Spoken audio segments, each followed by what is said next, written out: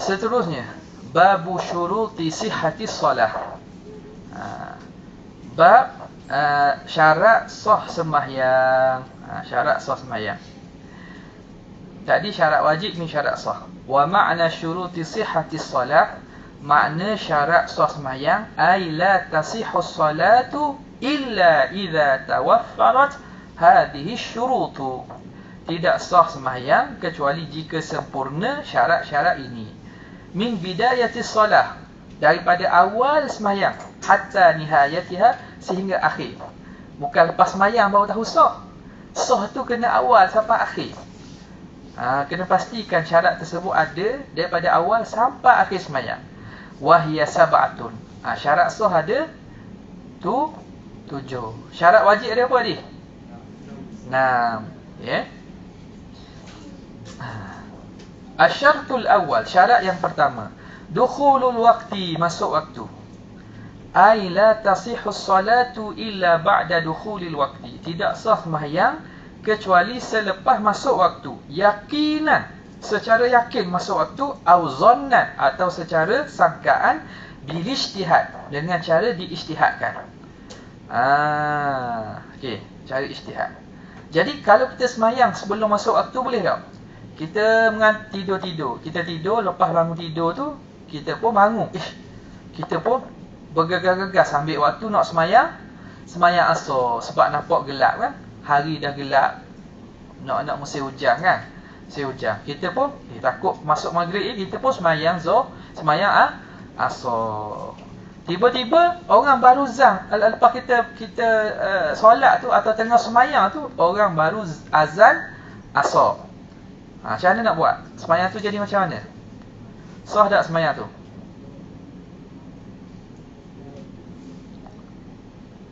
Ni kalau soalan periksa keluar, nak jawab ke mana awak ni? Awak bangun dengan tergesa-gesa, awak bangun. Awak pun ambil wuduk semua, sembahyang. Tengah-tengah sembahyang asar ni. Sebab waktu gelap kita pun tak tengok jam, kita tengok gaduh-gaduh. Kita pun kepala pun pusing-pusing lagi, ngantuk lagi. Kita pun sembahyang. Tengah sembahyang, orang baru bang asar. Macam mana? Nak buat macam mana? Sembahyang tu sah tak? Nak teruskan ke macam mana? A,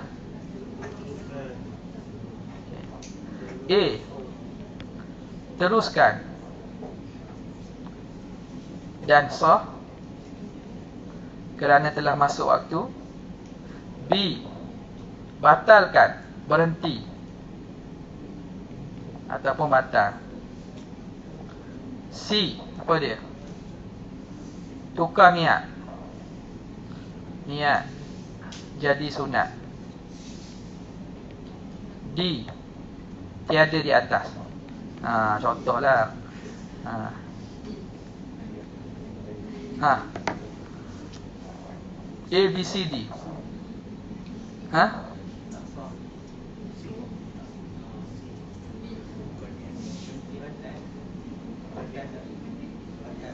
Batal. Lagi? Ada orang kata B. Lagi? Ada orang kata lain? C, tukar niat jadi sembahyang sunat. Lagi?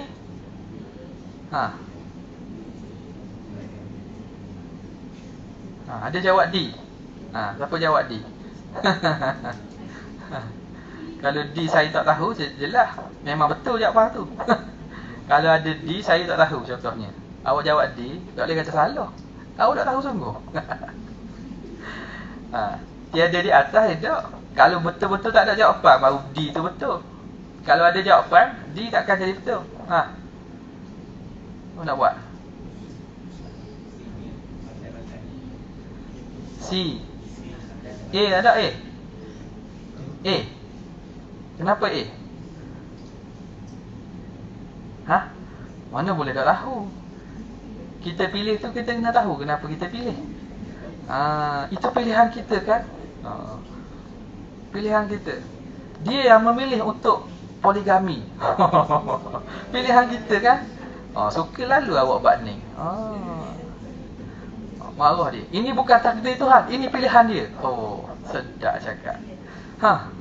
Awak jawab mana dia? Jawapannya ialah sembahyang dia batal, tidak sah. Kerana daripada awal dia tidak sembahyang dalam keadaan yakin masuk waktu. Apatah lagi zon dengan cara ijtihad. Jadi sembahyang terus begitu tanpa dia tengok waktu tu tak boleh. Dia kena pasti masuk waktu dulu. Okey. Anda kata, oh ni gelap ni, hari tengah hujan. Macam bila gelap? Kemarin dulu. Tak. Hujan je. Dia pun bangun daripada tidur, kejut.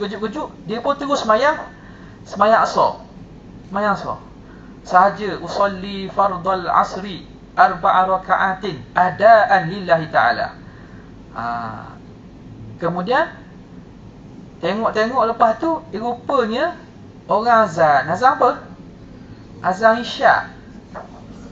Kan azan maghrib, azan isyak. Maknanya tadi dia sembahyang asar waktu apa? Waktu apa? Waktu maghrib. Sah tak sembahyang dia? Sah tak sembahyang dia? Kita buat ABCD. Kau ada sikit tak jawab ni? Jawapannya sah, tidak sah, atau apa ni? Sah tapi sunat ganti. Contohlah. Sah dan sunat ganti. Sunat ulang lah. Lepas tu D tiada di atas. Sah tak? Tak sah. Kenapa tak sah?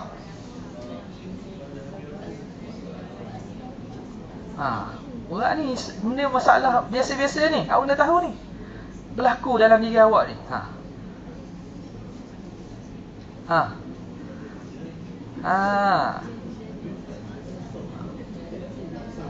Si sah dah sunat ulang tu. Sah tapi sunat ulang.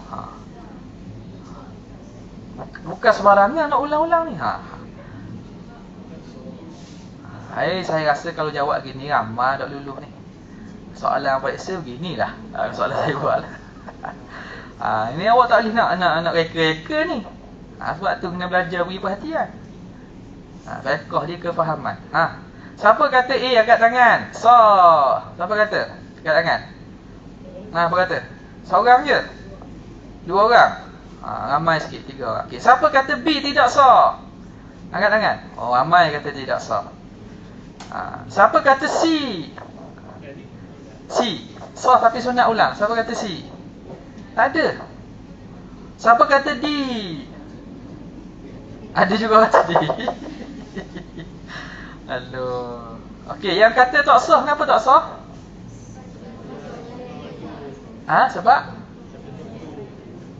Sebab habis waktu.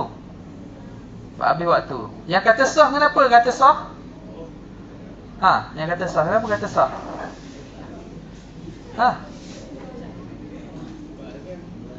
Kenapa kata sah? Sebab sedap. Sos cili. Kenapa kata sah? Cakap kuat sikit. Kenapa? Express yourself. Cakap. Ni senyap belaka ni.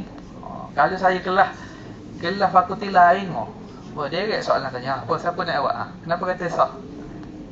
Apa nak angkat? Kenapa kata sah? Cakap lah. Tak tahu saja. Nak lain daripada orang lain. Orang lain pilih B, kita pilih A. Siapa yang kata sah tadi? Kenapa kata sah? Mana?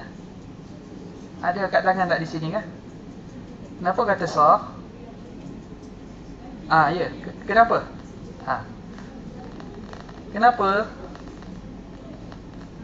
Kenapa sah?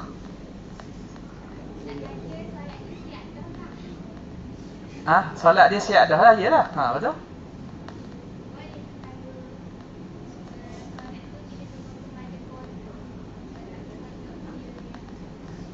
Jadi maknanya dia qada bagi sembahyang yang telah habis waktunya. Jawapannya semayang itu sah.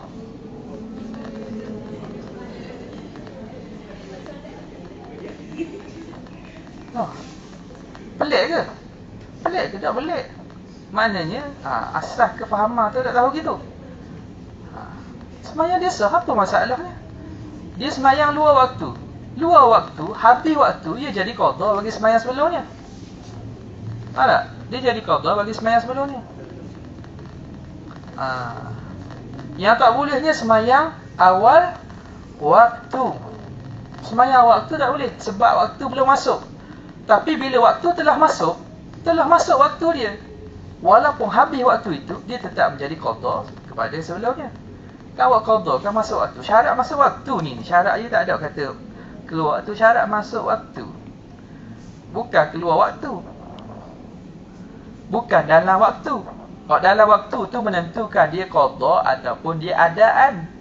Tapi qadaan dan adaan ni tidak syarat. Masa niat sebut pun tak syarat.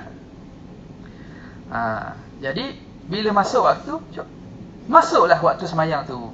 Habis waktu tu ada lagi. Tapi waktu qada panggil.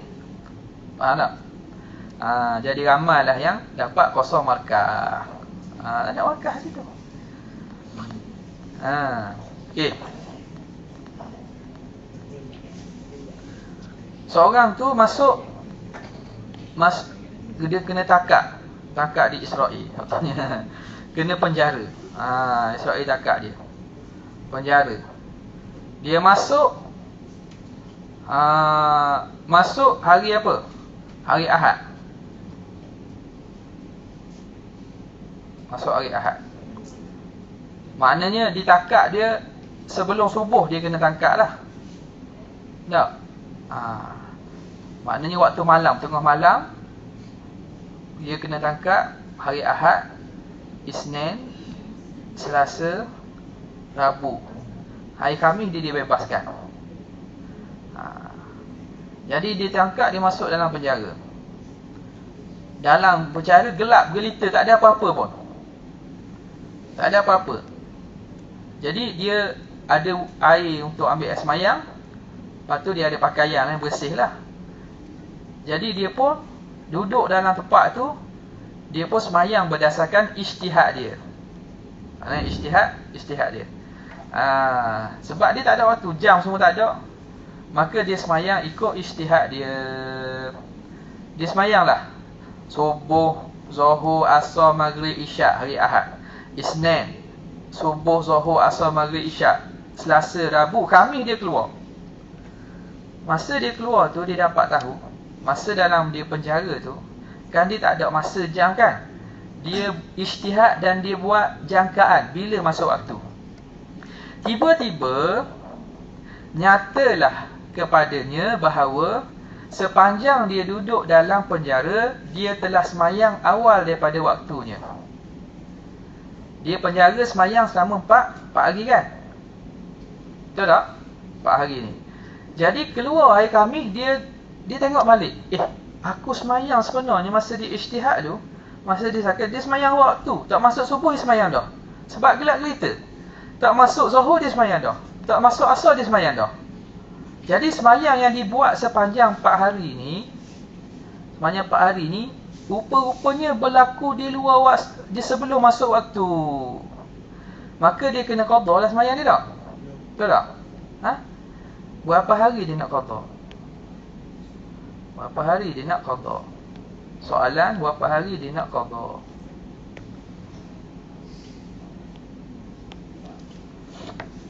Berapa hari dia nak qada? Siapa boleh jawab? Siapa boleh jawab? Lepas tu dia bagi sebab. Angkat tangan. Berapa hari nak qada?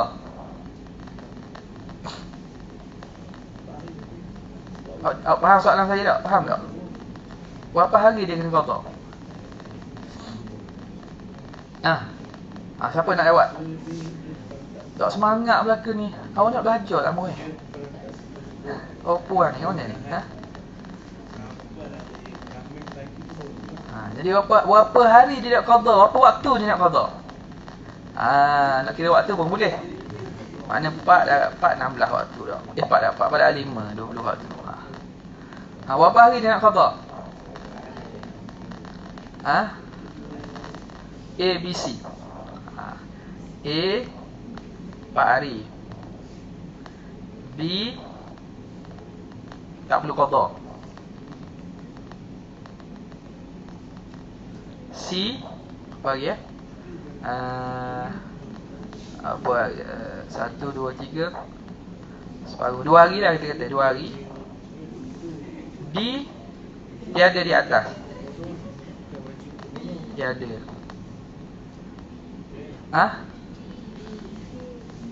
B tak perlu qada. Dia kata A. D dia ada di atas.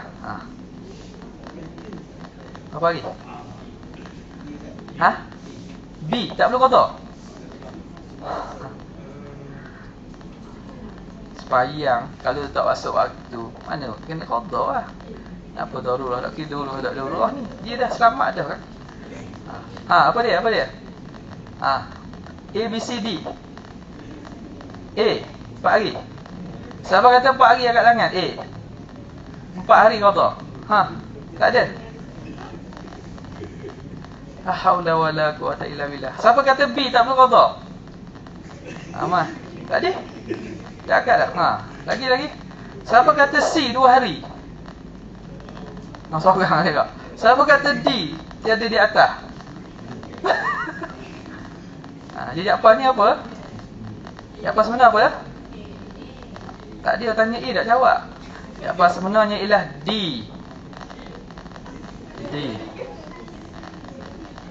Dia ada di atas. Atas tu bukan jawapan dia. Jawapan dia apa lagi? 5 hari.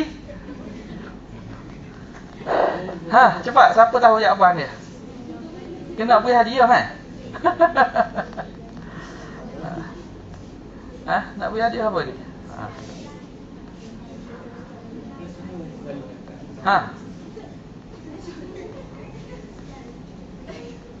Siapa boleh jawab?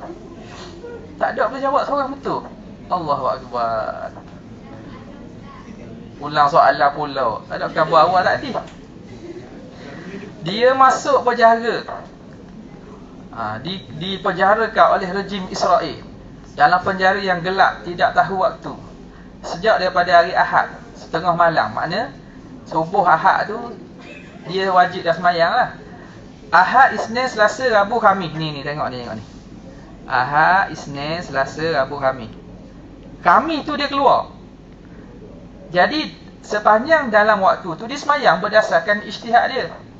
Ijtihad makna dia rasa masuk subuh dah dia semayang subuh. Rasa masuk zuhur dah semayang zuhur. Rasa masuk asar dah semayang asar. Bila keluar hari Khamis tu, patut ni jawab 5 tak? C ni 5. C ni 5. 5 hari. Mana sabar sikit. Mana? 5 hari. Okey. Bila hari Khamis dia keluar tu, dia dapat tahu bahawa sebelum ni sepanjang 4 hari dia duduk dalam penjara tu, dia telah semayang awal waktu. Subuh tak masuk lagi semayang dah. Zuhur tak masuk lagi dia dah semayang. Asar tak masuk lagi dah semayang. Sebab apa? Sebab dia tahu waktu kan. Waktu gelap. Jadi dia ijtihad dan dia anggarkan sahaja. Jadi berapa hari dia kena qada? Berapa hari? 5 hari. 3 hari. 4 hari. Tak ada orang jawab betul ni.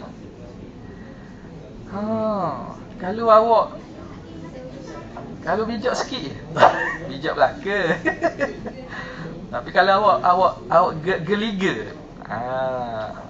Awak boleh jawab dah kan. Berdasarkan maklumat-maklumat yang telah diberikan tadi. Apa dia? Benda ni. Apa hari? Sehari. Pandai sehari. Cerita kenapa sehari? Cerita. Hari pertama solat semua tak sah. Okey.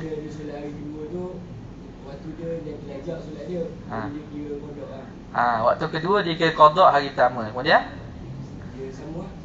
hari ketiga qada hari kedua, hari keempat qada hari ketiga. Jadi dia kena qada sehari saja. Ada juga yang faham betul. Ada juga yang faham betul Baru fikir ke? Ke lama dah fikir? Oh, fikir. Bagus. Sehari je kau tahu. Kan sebut dah tadi kan? Kalau boleh gunakan maklumat tu, boleh faham soalan ni. Kau tahu sehari je lah. Faham tak belakang tu? Kenapa sehari? Kena ulang balik soalan. Faham tak kenapa sehari ni? Belakang ni perempuan, faham tak kenapa sehari? Faham tak kenapa sehari aja? Faham? Jadi dia kena qada sehari sahaja. Hari yang lain tu sah dah. Sebab apa? Sebab dia ganti semayang ni. Sebab yang tak boleh sebelum masuk waktu. Sekarang ni semayang pada hari kedua memang telah masuk waktu bagi semayang dulu. Faham tak? Cuma yang tak sah hari apa? Hari apa yang tak sah? Hari apa?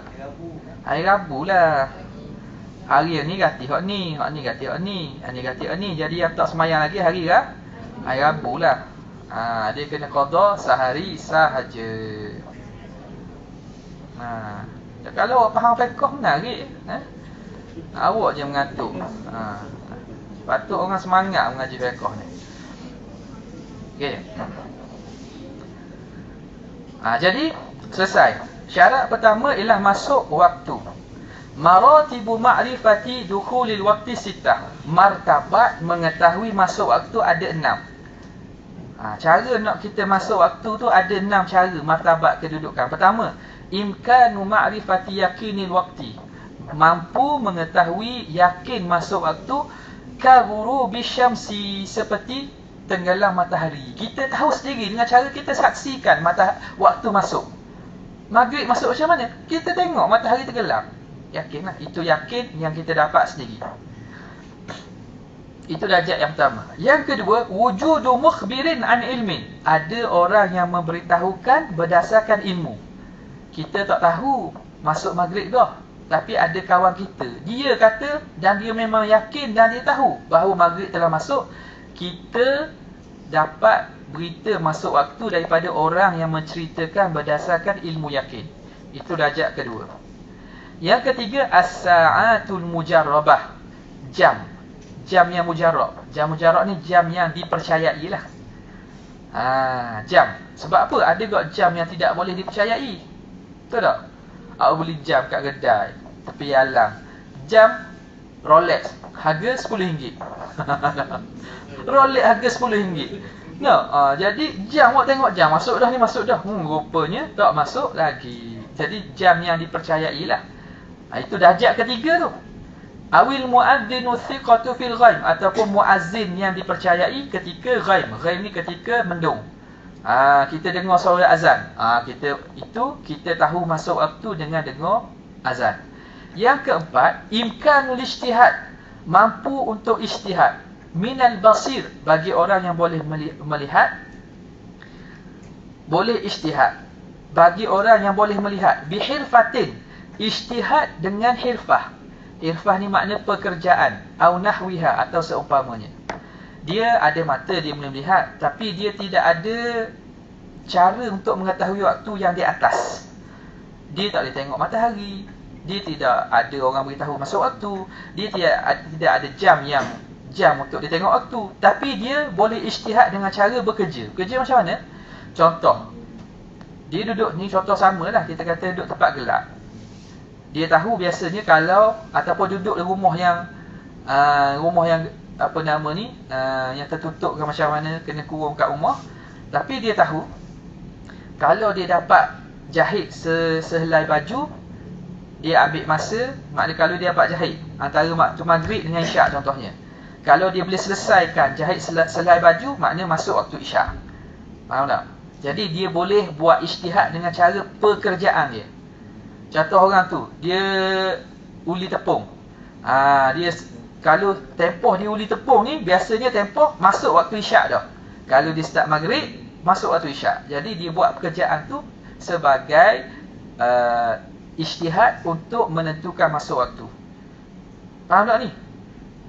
Ni kalau tak ada tak ada apa-apa yang ke atas ni lah, dia tak ada tanda-tanda yang ni, tidak ada alat-alat macam ni, maka caranya dengan ijtihad dia, dengan cara dia tengok. Biasanya dia kait baju ataupun dia jahit ni ambil masa berapa jam.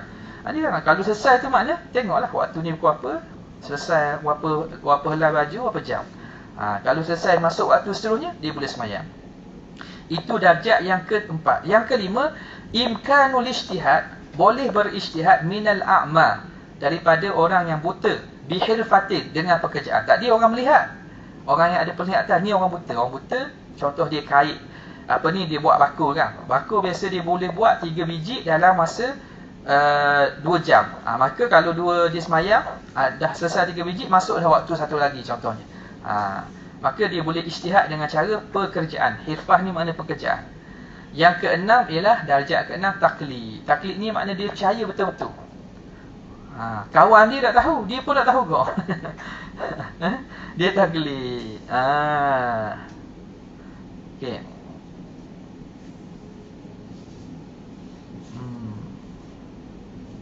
Macam mana cara ni? Tengok ni nombor 1, ni nombor 1. Nota kaki. Fasahibul ula, orang yang pada darjat pertama, mukhayyarun, diberi pilih, bainaha, antara darjat yang pertama, wa bainas saniyah, antara yang kedua jika didapati. Orang pertama ni dia boleh sendiri tengok masuk waktu atau tidak. Dia boleh pilih untuk tengok sendiri ataupun dia boleh dengar orang yang memberitahu dengan yakin. Maknanya dia boleh turun satu darjat. Okey. Wa illa, jika tidak, bainaha wa bainas tsalitsah in wajadat. Orang yang pertama boleh pilih juga sama ada hak ni ataupun yang kedua kalau ada. Kalau tidak, dia boleh pilih yang ketiga kalau ada. Kalau tidak, dia boleh pilih yang apa nama ni?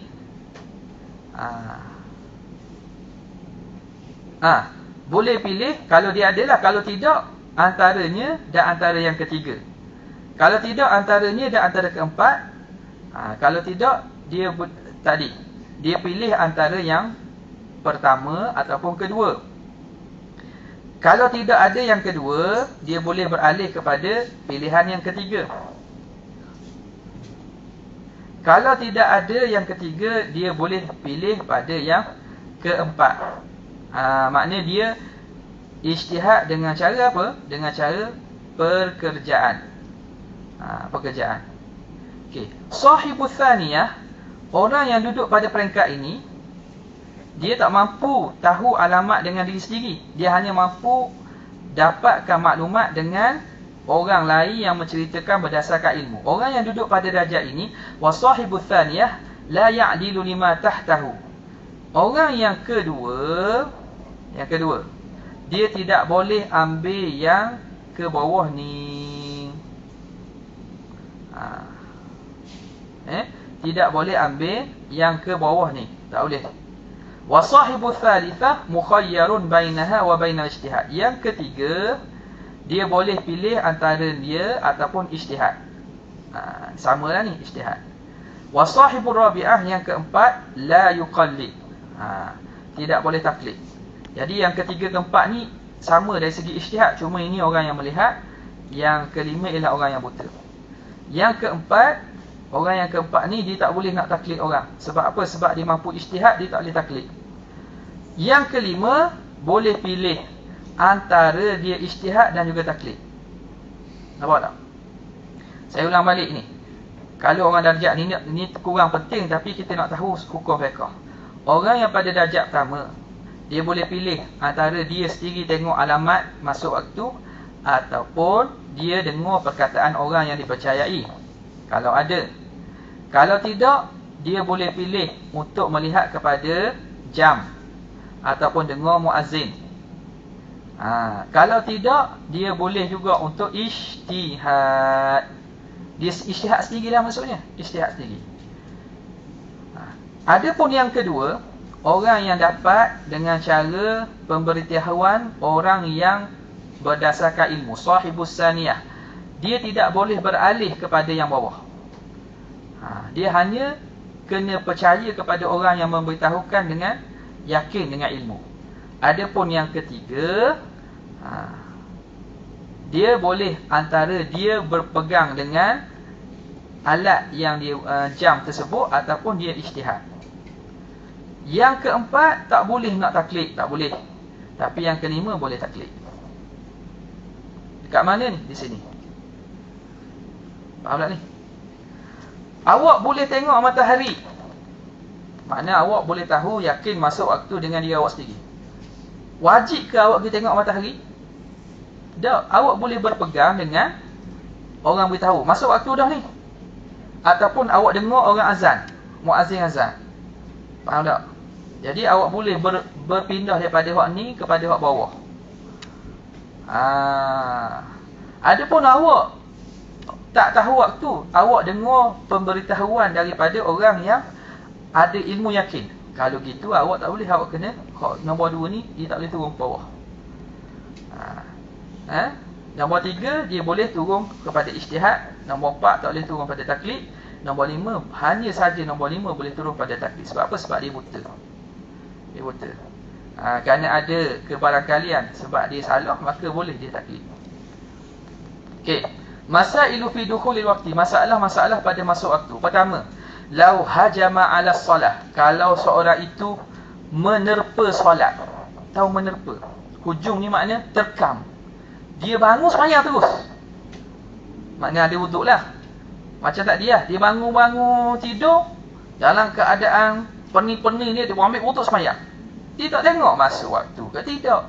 Itu makna hajama. Hajama ni makna menerkam, menerpa. Menerpa ke sembahyang. Bidun ijtihadin, tanpa dia ijtihad fi dukhulil waqti. Dia tengok, masuk waktu tak masuk waktu. Fama hukmu solatih, apa hukum sembahyangnya? Jawapannya la tasihhu solatuhu, sembahyang tidak sah. Wa in waqa'at fil waqti, walaupun berlaku dalam masuk waktu, li adamil jazmi bin niyah. Orang ni memang orang ni kena dak sah sembahyang.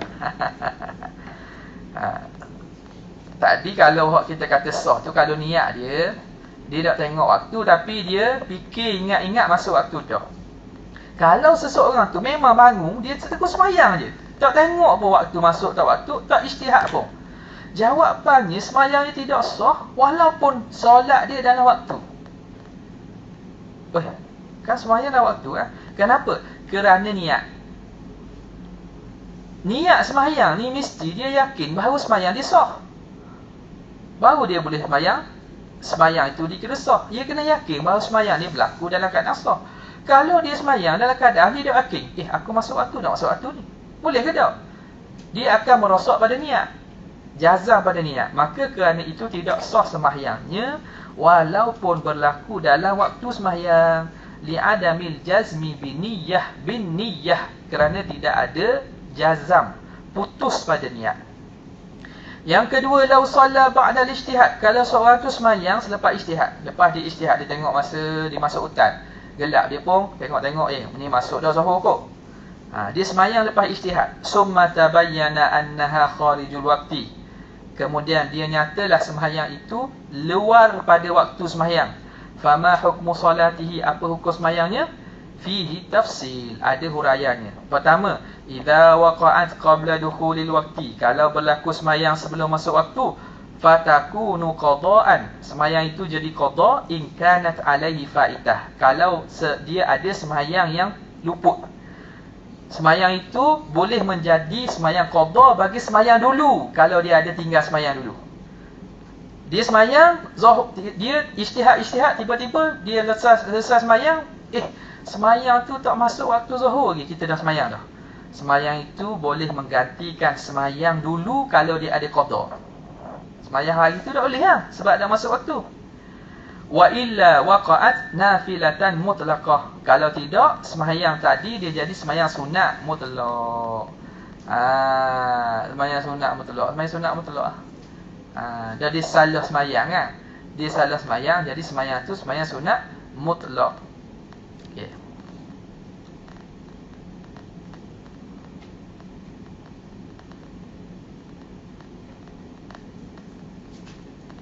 Okey. Sembahyang sunat mutlaq. Yang kedua, idza waqa'at ba'da khurujil waqti, Kalau sembahyang itu berlaku selepas keluar waktu, fatakunu qada'an li tilka salah, maka sembahyang itu menjadi qada' bagi sembahyang tersebut. Macam sebut tadilah. Sembahyang yang lepas pada waktu menjadi qada' bagi sembahyang tu. Okey. Yang seterusnya, istiqbalul kiblah, menghadap kiblat. Syarat yang kedua menghadap kiblat. Yajibu istiqbalu ainil kiblah inda Syafi'iyah. Wajib menghadap diri kiblat. Kiblat tu Kaabah lah. Zat Kaabah itu. Wala yakfi istiqbalul jihati faqat. Tidak memadai menghadap arah sahaja. Alal mu'tamad, atas pandangan yang mu'tamad. Kita kena pastikan arah yang kita semayang tu kena kepada diri Kaabah tu. Tidak memada kata belah barat, Kaabah barat, kita pun hadap belah barat. Tapi tak kena kalau kita panjangkan arah itu, talikan kepada Kaabah, tak kena pada Kaabah. Tapi di arah Kaabah. Pada qaul mu'tamad, wajib kena kepada diri Kaabah tersebut. Itu qaul mu'tamad lah. Jadi pandangan yang tidak mu'tamadnya memada kalau arah tersebut masih arah kiblat lagi. Wal istiqbalu, menghadap itu imma an yakuna yaqinan. Menghadap boleh jadi menghadap dengan cara yakin. Idza lam yakun hunaka hailun, kalau tidak ada di sana penghalang, bainahu wa bainal Kaabah, antaranya dan antara Kaabah. Dia boleh nampak Kaabah, maka wajib dia kena hadap Kaabah dalam keadaan yakin. Au zannan, ataupun menghadap secara zon. Idza kana hunaka hailun, kalau di sana ada penghalang. Kaifiyatu istiqbalil qiblah lil musalli, cara menghadap kiblat bagi orang sembahyang. Idza kana qa'iman au qa'idan, kalau dia berdiri ataupun dia duduk, menghadap tu ialah bis sadri, dengan dada. Jadi dada tu yang menghadap kiblat. Idza kana muttaji'an, kalau dia berbaring mengiring, fabil wajhi was sadri, maka menghadap dengan muka dan juga dada. Wa idza kana mustalqiyan, kalau dia terlentang, fabil akhmasai qadamaihi wa wajhihi, maka dengan dua tapak kaki serta kepala. Faham tak? Kalau orang tu dia berbaring macam ni, maka menghadap kiblat ialah kaki dan juga kepala. Dia kena tinggikan kepala, letak bantal, kepala menghadap kiblat, kaki menghadap kiblat. Faham? Kalau mengiring, maknanya dada dan juga muka.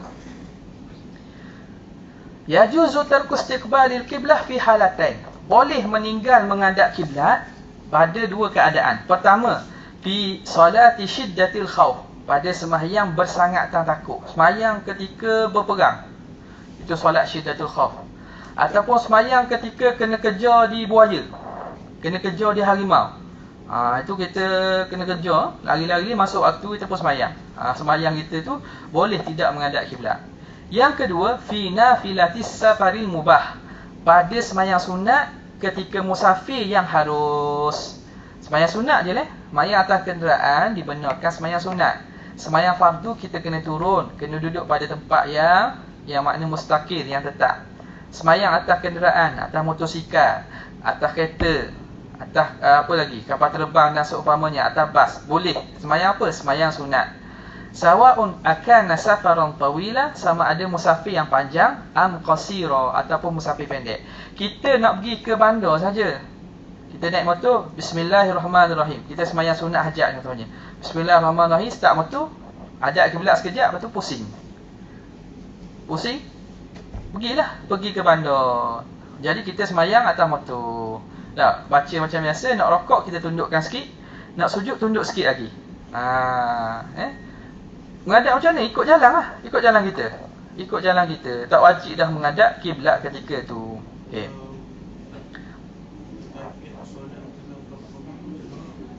Sembahyang dia atas kapal terbang. Sembahyang fardu atas kapal terbang, dia nak sembahyang macam biasa boleh. Kena cari tempat yang boleh dia kiam. Ada kawasan belakang kapal terbang kan, kawasan-kawasan yang luas tu kan, boleh dia sembahyang macam biasa. Pastikan arah kiblat. Contoh kawasan belakang, tempat orang penyediaan makanan tu kan, ambil kawasan tu, tengok kiblat, sembahyang macam biasa. Sembahyang macam tu, kalau dia sembahyang cukup syarat dan rukunnya, turun kat bawah tak perlu qada. Kalau dia sembahyang atas kursi, dia turun bawah, dia kena qada balik lah. Sebab dia tidak menyempurnakan rukun dan syarat. Faham tak?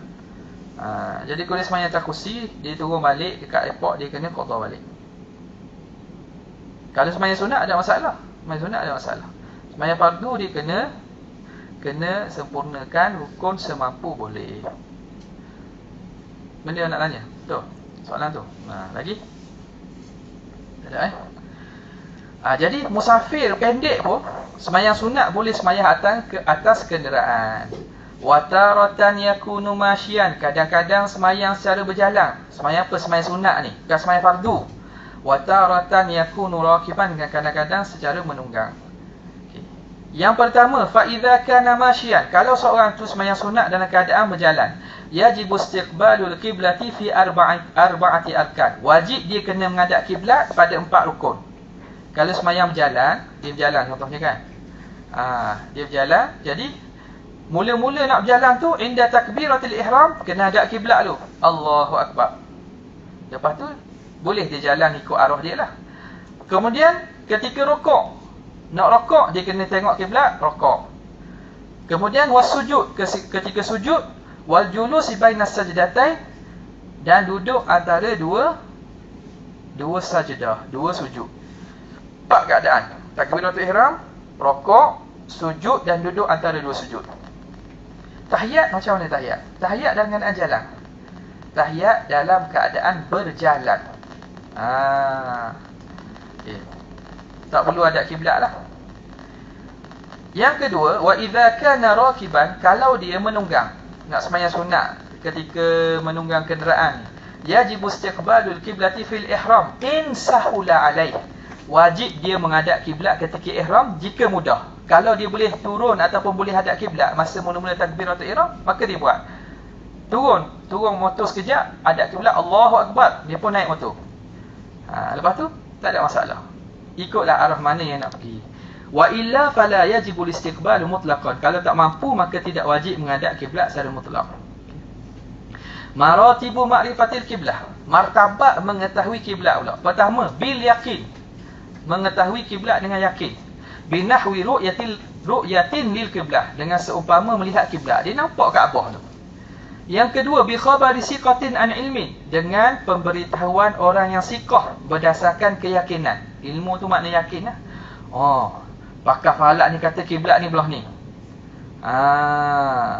Yang ketiga, al-ijtihad bil busalah. Dia ijtihad dengan cara busalah. Busalah tu apa? Kompas. Au ghairi dhalik, atau seumpamanya, guna kompas ke, guna headset ke. Yang keempat, taklidul mujtahid. Dia taklid kepada orang yang ijtihad idza ajaza anil ijtihad, kalau dia tak mampu ijtihad. Jadi kalau masjid ni awak tahulah, tu yakinlah tu maknanya, sebab orang yang buat cek kiblat tu daripada pihak berkuasa. Dia tengoklah, dia telah tengok dan cek apa nama ni, kedudukan kiblat dengan betul. Kalau contohnya hostel ataupun hotel ataupun tempat-tempat tu, kena pastikan kiblat tu betul. Jadi aplikasi yang elok lah, yang antara tempat lah yang diberitahu oleh Dr. Roslan, pakar falak kat sini. Nama dia, awak tengok apa, guna apa? Easy Kiblat. Easy Kiblat. Boleh download lah dalam Play Store ke, Easy Kiblat. Ini dia punya peratusan hari tu sikit sangat. Jadi awak boleh tengok Easy Kiblat. Okey. Moleknya pastikan 2-3 device lah, supaya dapat memastikan. Kadang-kadang kalau headset awak masalah atau problem, dia tak boleh calibrate betul, calibration dia tak betul, jadi masalah juga. Jadi check 2-3 kali lah. Awak masuk hutang ke apa kan, nak berkemah ke mana, pastikan kiblat tu betul. Okey. Fa in tahayyara al-mujtahidu, jika tahayyara, pening oleh orang mujtahid. Orang mujtahid tu pening, macam apa? Mangkuling. Dia pening maksud apa? Dia tak tahu. Tengok handset kata macam ni, Android kata macam ni, Apple kata macam ni, Xiaomi kata macam ni. Jadi pun pening. Fa yusalli kaifa syaa, boleh dia semayang sebagaimana dia nak. Ijtihad lah, pilih mana yang sesuai. Wa yaqdi, dan dia hendaklah qada baliklah sebab dia tidak pasti. Wa yajtahidu li kulli fardin, dan dia kena ijtihad pada setiap kali nak sembahyang. Fa in taghayyara ijtihaduhu, kalau ijtihadnya berubah, amila bitsani, dia beramal dengan ijtihad yang kedua, wala qada'a lil awal, dan tidak perlu qada bagi sembahyang pertama. Katakanlah sembahyang zuhur dia menghadap belah ni. Nanti nak sembahyang asar, dia ijtihad lagi, rasanya kiblat belah ni lah. Dia ijtihad, kena ijtihad semula tu. Ijtihad yang kedua menghadap belah ni. Ijtihad yang pertama tu sembahyang tak perlu qada dah. Malah tak perlu qada. Ijtihad pertama sah, ijtihad kedua pun sah. Asy-syartu tsalitsu, syarat yang ketiga, at-taharatu 'anil hadatsaini, suci daripada dua hadas. Falau shalla biduni taharatin, kalau seorang tu sembahyang tanpa taharah, walau nasian, walaupun dalam keadaan lupa. Dia lupa. Rupanya lepas masuk keluar tandas tadi dia tak ambil wuduk. Dia sembahyang macam elok-elok je. Jadi imam lagi. Siap baca wirid lagi. Jadi imam. Tiba-tiba lepas habis sembahyang baru teringat. Dia tak ambil wuduk. Jawapannya lam tasihha, tidak sah sembahyang. Wa yusabu ala qasdihi faqat, dan dapat pahala atas qasad saja. Qasad dia dapatlah pahala. Wala ala fi'lihi, perbuatannya tidak dikira sebab apa? Perbuatan tidak sah. Kama yuthabu ala qiraatil Quran, sebagaimana dia diberi pahala baca Quran. Baca Quran dapat pahala sebab apa? Sebab baca Quran tak syarat taharah. Illa idza kana junuban, kecuali berjunub. Makmum sah. Sebab hadas ini ialah perkara yang tersembunyi, yang mana kalau tok imam tu berhadas, makmum tak tahu tok imam berhadas, lepas daripada selesai tu baru makmum tahu atau tok imam beritahu, makanya sembahyang makmum sah, tak perlu qada. Yang kena qada je ialah sembahyang tok imam je. Sembahyang tok imam dan makmum masbuk. Makmum masbuk yang rakaat ikut imam, yang imam ganti Fatihah, dia kena tambah satu rakaat. Okey, kena tambah satu rakaat. Makmum, sembahyang makmum hak selain selesai. Sebab makmum sembahyang dia sah. Dia tak sah ikut imam yang ada najis yang jelas. Tapi kalau imam berhadas, dia tidak tahu, maka solat makmum dikira sah. Tok imam seoranglah kena qada. Asy-syartu rabi'u, boleh? Faham tak? Faham tak ni? Asy-syartu rabi'u, syarat yang keempat, at-taharatu 'anil najasati, suci daripada najis, fi thawbi, pada pakaian, wal badani, badan, wal makan dan tempat. Okey, apa itu pakaian? Huwal malbusu, apa yang dipakai, wal mahmulu, apa yang ditanggung, wa illam yataharrak bi harakatihi, walaupun yang dia tidak bergerak dengan geraknya. Dia pakai pakaian. Pakaian ni bukan dia pakai saja yang dia tanggung. Contoh, dia semayang, dia bawa apa? Dia pakai beg. Beg tu dikira pakaian dia. Dalam beg tu ada tikus mati 3 ekor. Maknanya semayang dia sah tak? Tak, sebab menanggung najis. Saya tak pakai. Betul, bukan pakaian maksud, bukan yang pakai saja tu. Wal mahmul, yang dia tanggung. Ataupun yang bersambung dengan badan dia. Dia semayang, serbannya ekor 100 meter. 100 meter ekor serban dia. Maknanya kalau serban dia bergerak, lam yataharrak bi harakatihi. Kalau dia bergerak, serban ni kerana panjang sangat, serban hujung tu tak bergerak pun. Tapi di sana ada najis. Hujung tali serbannya ada najis, maka dia dikira menanggung najis. Okey. Al-badan, badan tu apa? Zahiru badanil musalli, zahir luaran badan orang sembahyang.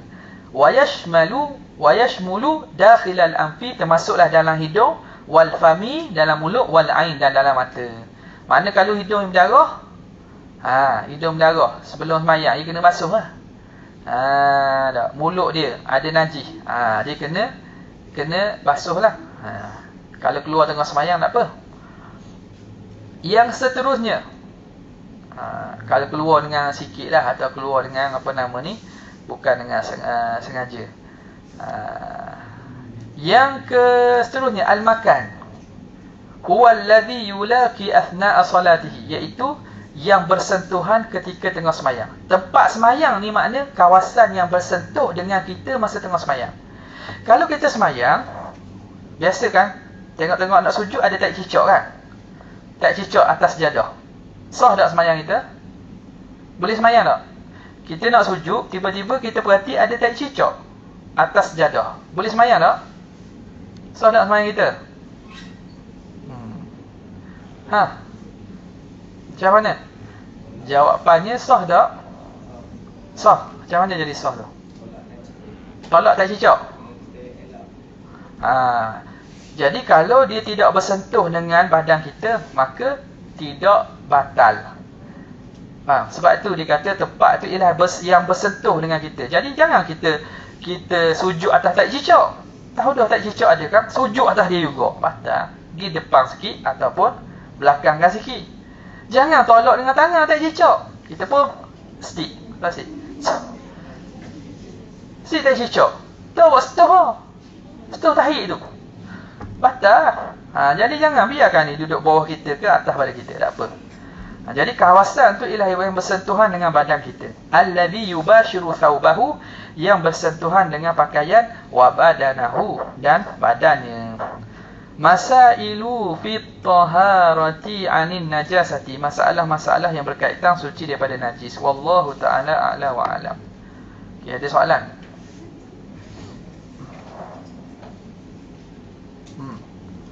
Ada pertanyaan?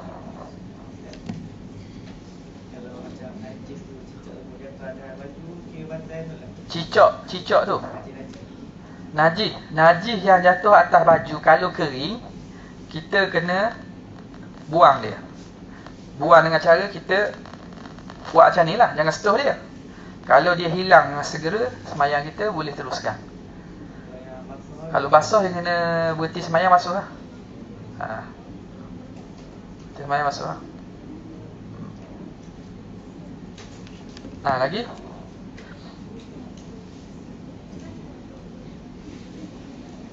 ada soalan nak ni? Mengatuk belaka ni, tak semangat je.